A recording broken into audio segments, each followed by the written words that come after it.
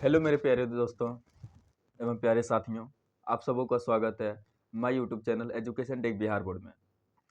जैसा कि हमने आप लोगों से कहा था कि जो वीवीआई क्वेश्चन देंगे हिंदी का टॉप 50 क्वेश्चन देंगे, उसमें से टॉप 15 क्वेश्चन जो है 3 लेक्चर में हम दे चुके हैं, जो कि 2 लेक्चर करके हम पार्ट 1 और पार्ट 2 बना चुके हैं, जो कि लेक्चर 1 में पार्ट 1 कर चुके हैं, लेक्चर 2 में पार्ट 1 कर चुके हैं। आज लेक्चर 2 का पार्ट 2 है, जो कि हम हिंदी का वीवीआई क्वेश्चन आप लोगों को बता रहे हैं, जो कि हमने वादा किया है कि बोर्ड एग्जाम में इतना जो हम बता रहे हैं वो लड़ेगा ही लड़ेगा।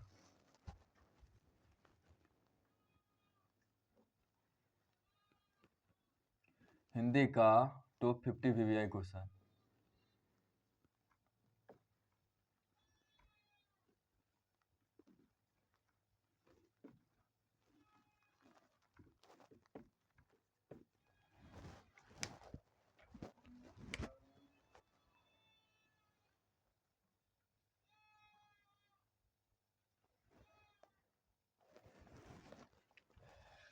तो हमने पिछले वीडियो में 15 क्वेश्चन को कंप्लीट कर चुके हैं। अब ये जो है, अब 16वां नंबर क्वेश्चन में हम आएंगे। 16वां नंबर क्वेश्चन में आएंगे।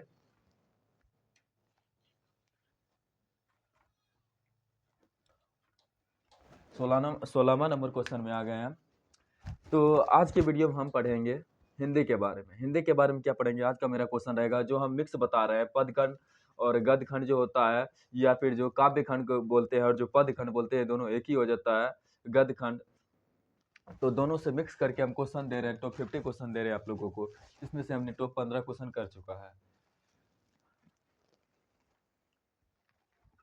तो आज का हम पहला क्वेश्चन करवाते हैं। 16वां नंबर आज का पहला ही क्वेश्चन होगा लेक्चर नंबर 2 का पार्ट 2 में, कि मन लेहु पे देहु, मन लेहु पे देहु छटांक नहीं, मन लेहु पे देहु छटांक नहीं से कवि का क्या अभिप्राय है। मतलब कहते हैं कि मन लेहु पे देहु से छटांक नहीं, ये इस कविता से कवि का क्या अभिप्राय है, इसका क्या तात्पर्य निकलता है। तो इसके बारे में हमको अभी बताना पड़ेगा कि मन लेहु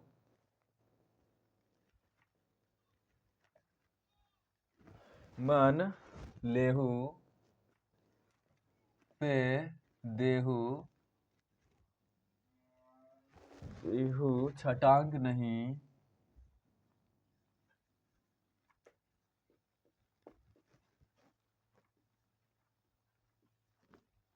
छटांक नहीं से कवि का क्या अभिप्राय है, से कवि का क्या अभिप्राय है।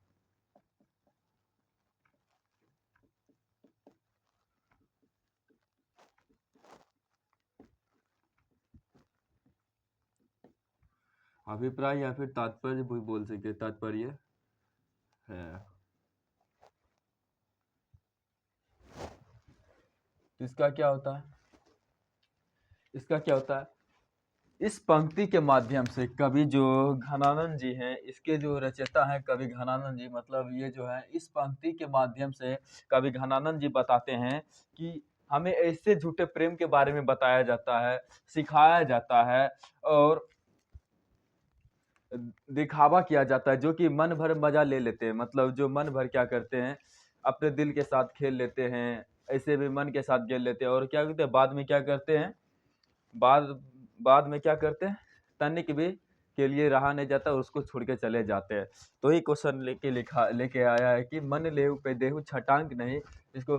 तो इसके बारे में इस पंक्ति के माध्यम से कवि घनानंद ने हमें ऐसे झूठ के बारे में बताया है। तो इस पंक्ति के माध्यम से इस पंक्ति के माध्यम से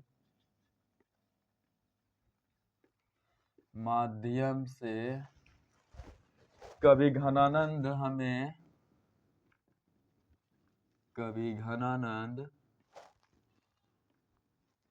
कवि घनानंद जी ने हमें कवि घनानंद जी ने हमें ऐसे झूठे प्रेम के बारे में बताते हैं,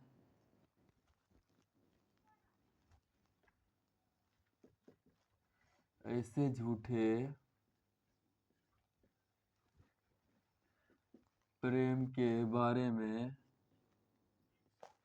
के बारे में बताते हैं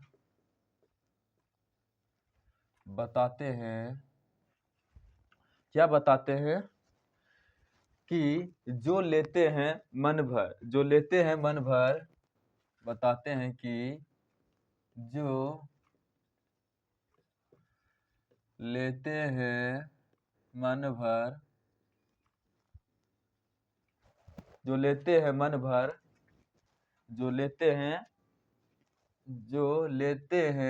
भर देते तनिक भी नहीं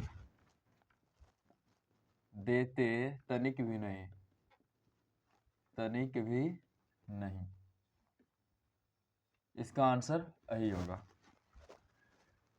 तो मेरा अगला प्रश्न क्या होगा, 17वां नंबर क्वेश्चन क्या हो जाएगा। परहित के लिए देह धारण कौन करता है।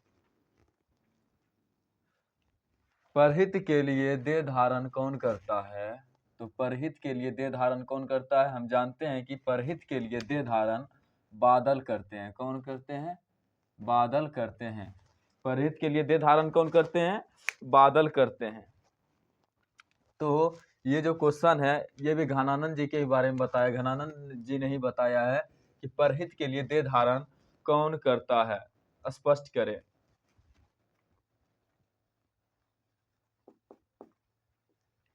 परहित के लिए देह धारण कौन करता है। परहित के लिए देह धारण कौन करता है। तो परहित के लिए देह धारण कौन करता है। तो कवि घनानंद के अनुसार परहित के लिए देह धारण कौन करता है, बादल करता है। कवि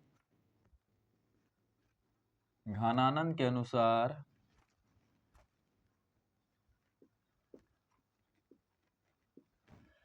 परहित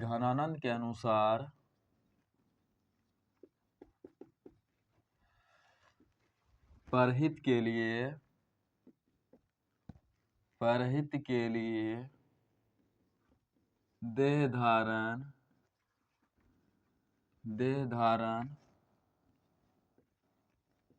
परहित के लिए देह धारण बादल करता है।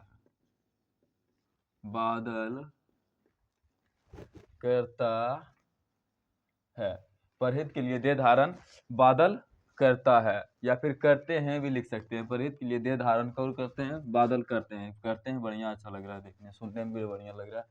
परहित के लिए देह धारण कौन करते हैं, बादल करते हैं। और सबके ऊपर समान रूप से बरसते हैं।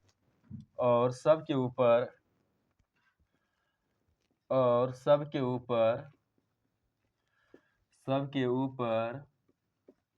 समान रूप से बरसते हैं। सबके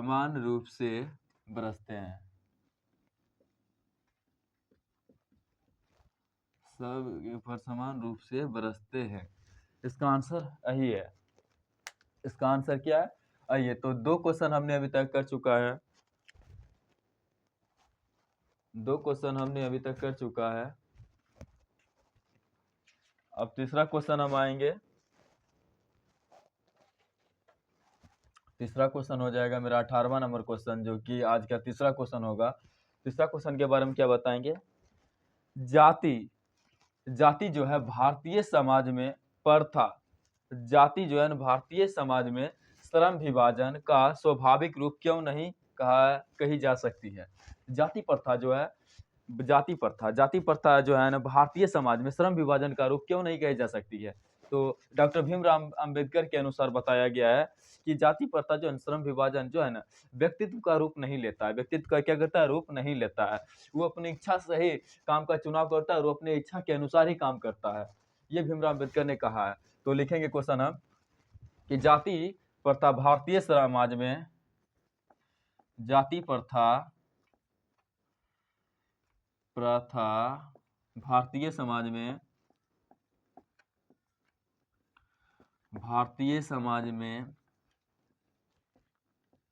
जाति प्रथा भारतीय समाज में श्रम विभाजन का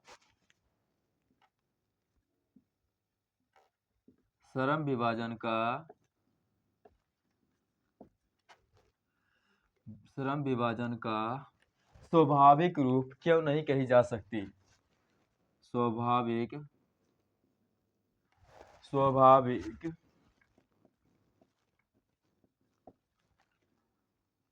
स्वाभाविक रूप क्यों नहीं कही जा सकती?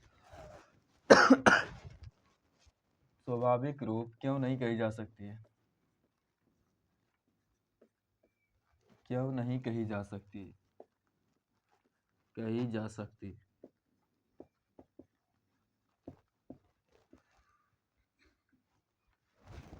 क्यों नहीं कही जा सकती? प्रश्नवाचक चिन्ह होगा।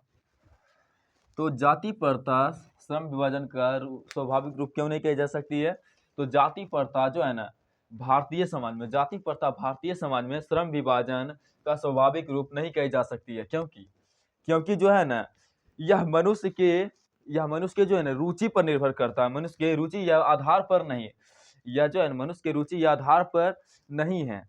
इसमें व्यक्तित्व अपनी इच्छा से काम करता है। जो है व्यक्तित्व अपनी इच्छा से काम करता है। अपने काम को, जो मनपसंद काम होगा वही चुन के काम करेंगे, जो उनकी इच्छा में आएगा। जैसे आज हमको घूमना है तो घूमेंगे ही, आज हमको पढ़ना है तो पढ़ेंगे ही, आज हमको खेत जाना है, इधर जाना है, लंद फंद देवानंद जो भी करेंगे अपने मन से करेंगे। तो उसके मन के विचार को कोई रोक नहीं सकता है, न उसे कुछ अलग बता सकते हैं, अलग भेद दे सकते हैं। तो हम यहाँ तक तो समान रूप से चलेगा कि जाति प्रथा श्रम भारतीय समाज में श्रम विभाजन का स्वाभाविक रूप नहीं कही जा सकती। यहाँ पे बोलेंगे नहीं कही जा सकती, क्योंकि इतना आप लोग लिख लीजिएगा। हम यहाँ से लिखते हैं क्योंकि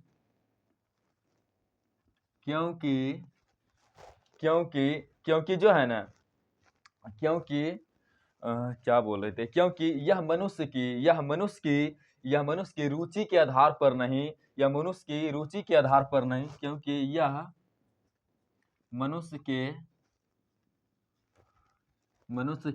के आधार पर नहीं, मनुष्य की रुचि के आधार पर नहीं,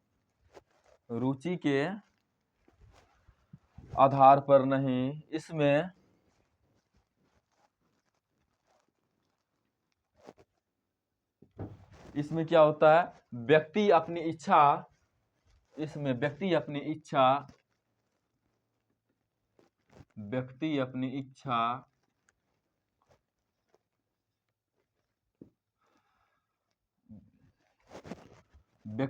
इच्छा इच्छा के अनुसार जो है ना अपना काम को चुनाव करके उस काम को करते हैं। तो व्यक्ति अपनी इच्छा से काम का चुनाव नहीं कर सकता है।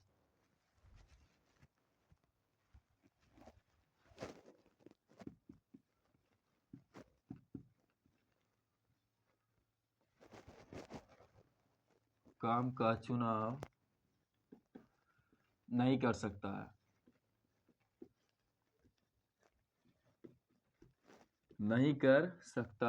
है,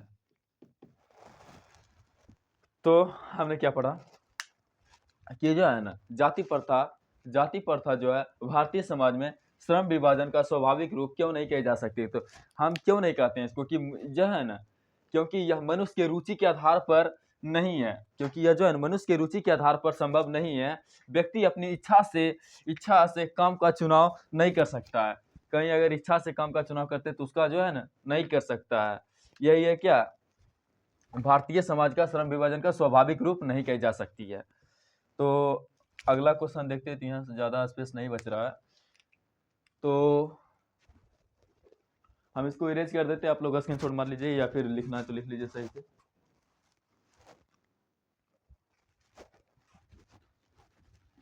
आप लोगों ने स्क्रीनशॉट मार लिया होगा, हम इरेज कर देते हैं इसको।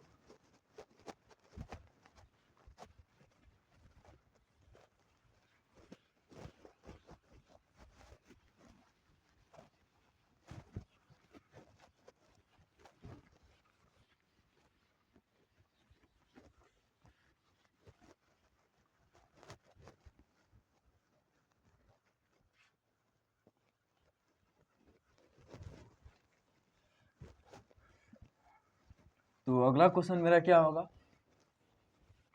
अगला क्वेश्चन आएगा हिंदी में कि मंगम्मा को अपनी बहू के साथ किस बात को लेकर विवाद था? मंगम्मा जो थी वो अपनी बहू के साथ उसके किस बात को लेकर विवाद थे? किस बात को लेकर विवाद थे? क्या नजम्मा जो थी अपने बेटे को मारती थी, पीटती थी? यही बात को लेकर विवाद था। चलिए देखते हैं क्वेश्चन में। मंगम्मा को अपनी मंगम्मा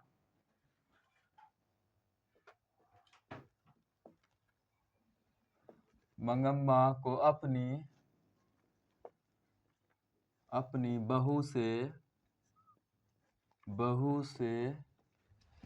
बहू से या फिर बहू के साथ लिख देते हैं, बहू के साथ किस बात को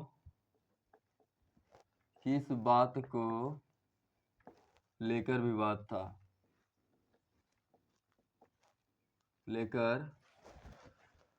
किस बात को लेकर विवाद था?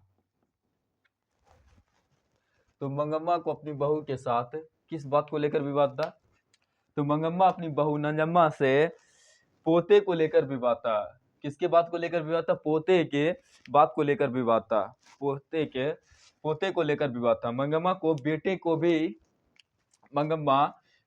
को भी उसकी जो है, तो मंगम्मा की जो बेटा था, मंगम्मा की बेटा और उसकी बहू जो नजम्मा थी, तो मंगम्मा बता रहे कि मंगम्मा अपने बेटे को भी उसकी बहू अपने बस में रखना चाहती थी। मंगम्मा के बेटे को, नजम्मा जो थी उसकी बहू थी, तो नजम्मा का कहना था कि हम अपने जो है ना पति और अपने पुत्र को अपने ही बस में रखना चाहते हैं, अपने ही साथ रखना चाहते हैं। तो उस नजम्मा इस बात को लेकर विवाद कर रही थी, इसलिए दोनों में हमेशा विवाद होते रहता है। तो मंगम्मा अपनी बहू नजम्मा के साथ मंगम्मा अपनी बहू नजम्मा के साथ किस बात को लेकर विवाद था? पोते को लेकर विवाद था। पोते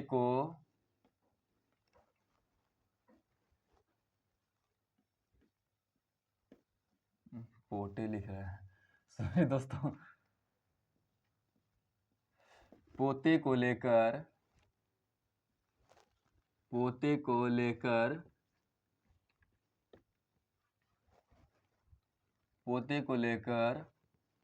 विवाद था। किसको लेकर विवाद था? पोते को लेकर विवाद था। मंगम्मा के बेटे को भी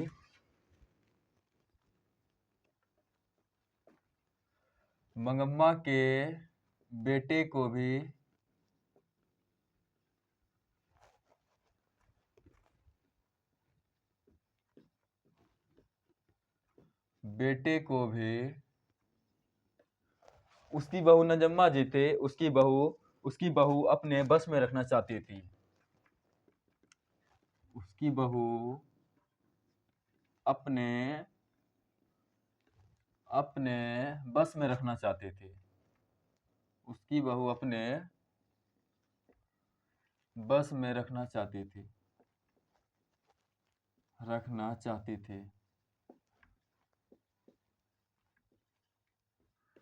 किसको रखना चाहती थी? अपने बेटे को भी और अपने बेटे को भी और अपने पति को भी। इसलिए दोनों में जो था इसी बात को लेकर विवाद था।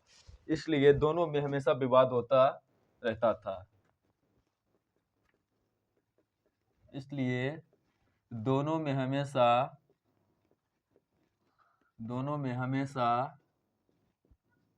विवाद होते रहता था। विवाद होते रहता था। विवाद होते रहता था। तो यहाँ तक आप लोगों को समझ में आ गया होगा। तो हम आज का जो है लास्ट क्वेश्चन जो 20वां है, उसको देखते हैं, उसको देखते हैं। तो अगला मेरा क्वेश्चन क्या है, कवि की दृष्टि से, कवि की दृष्टि में, कवि की जो है दृष्टि में समय के रथ का घर घर क्या होता है, घर घर नाद, घर नाद या फिर घर घर नाद बोलते हैं, घर घर यहाँ पे हो जाएगा, घर घर नाद क्या है। कवि की दृष्टि में, कवि की दृष्टि में समय के रथ, समय के रथ या फिर समय का रथ घर घर नाद क्या है। कवि की दृष्टि में, कवि की दृष्टि में, कवि की दृष्टि में समय का रथ या फिर समय के रथ का, समय के रथ का, समय के रथ, अरे रथा लिख रहा है, समय के रथ का, समय के रथ का क्या हो जाएगा, घर घर नाद, घर घर नाद क्या है, क्या है स्पष्ट करें या फिर जो भी लिखना आप लिख सकते हैं। तो हम यहाँ पे लिख देते हैं इसका आंसर, कवि की दृष्टि में जनता का बदला ही, जनता का बदला दिन, बदला ही होता है या फिर जनता का बदला दिन जो होता है, कवि की दृष्टि में जनता लोग जो होते हैं, जनता का बदला दिन मतलब बदलते हुए दिन को देखकर उसके उसके जो होता है उसके समय के रथ को क्या कहता है, घर घर नाद कहता है। अब देशों में लोकतंत्र, लोकतंत्र की स्थापना, अब देश में क्या होता है, लोकतंत्र की स्थापना है, स्थापना हो रही है। अब देश में क्या करती है, लोकतंत्र की स्थापना हो रही है, जिससे शासन जनता का ही होगा। जिससे किसका शासन होगा, जनता के, आम जनता का ही शासन होगा। कभी यही कहना चाहता है, कभी जो है यही कहना चाहता है कि कवि की दृष्टि में जनता, कवि की दृष्टि में जनता का बदला दिन, कवि की दृष्टि में, दृष्टि में, दृष्टि में जनता का बदला दिन, जनता का बदला दिन, बदला दिन, जनता का क्या हो जाएगा, बदला दिन ही समय के रथ, जनता का बदला दिन ही समय के रथ, समय के, जनता का बदला दिन ही समय के रथ का, समय के रथ का हो जाएगा घर घर, घर घर, ऐसे नाद भी ऐसे लिख सकते हैं, घर घर नाद, या फिर बीच में ऐसे भी कर सकते हैं, ऐसे भी दे सकते हैं। तो घर घर नाद है, घर घर क्या है, नाद है, घर घर नाद है। अब देश में लोकतंत्र की स्थापना हो रही है, अब देश में लोकतंत्र की स्थापना हो रही है। अब क्या हो रही है, देशों में जो होता है ना, अपने देश में लोकतंत्र की स्थापना, अब देश में, अब देश में लोकतंत्र की स्थापना हो रही है, लोकतंत्र की स्थापना, स्थापना हो रही है, लोकतंत्र की स्थापना हो रही है, हो रही है। अब देश में जब लोकतंत्र की स्थापना हो रही है तो शासन किसका होगा, जनता का, जिससे शासन जनता का ही होगा, जिससे शासन, जिससे शासन जनता का ही होगा, जनता का ही होगा, किसका होगा, शासन जनता का ही होगा। यहां तक आप लोगों को समझ में आ चुका होगा, आ गया। तो आप लोग अभी पढ़ाई कर रहे थे किसके साथ, मनीष सर के साथ पढ़ाई कर रहे थे, जो कि मेरा यूट्यूब चैनल है एजुकेशन टेक बिहार में, एजुकेशन टेक बिहार बोर्ड में। आप लोग ज़्यादा से ज़्यादा सपोर्ट कीजिए, लाइक कीजिए, शेयर कीजिए और बेल आइकन को दबा के शेयर कीजिए। ठीक है, थैंक यू सो मच। अगली वीडियो में हम लेके आएंगे टॉप 5 क्वेश्चन जो लेके आएंगे, टॉप 50 का जो हम लेके चले थे, उसको स्क्रीनशॉट मार लीजिएगा आप लोग। Thank you.